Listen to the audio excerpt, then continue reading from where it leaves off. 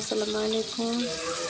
আজকে আপনাদের সাথে শেয়ার করব তেলাপিয়া মাছ বোনা।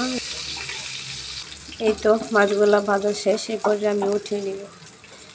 এখন কিছুটা পেঁয়াজ কুচি দিয়ে দিব।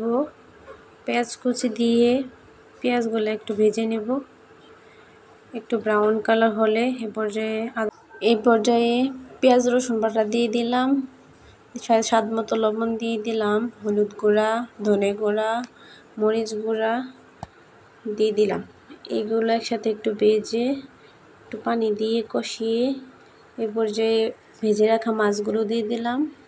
মাছগুলো একটু কষিয়ে নেব। মাছগুলো একটু কষিয়ে এই পর্যায়ে অল্প একটু পানি দিয়ে দিব। পানি দিয়ে একটু এই পর্যায়ে 2টা কাঁচামরিচ ফালি দিয়ে দিলাম। আবার একটু জাল করে রান্না করে নেব তেলাপিয়া মাছ বোনা। এই তো রেডি হয়ে গেল তেলাপিয়া মাছ রান্না।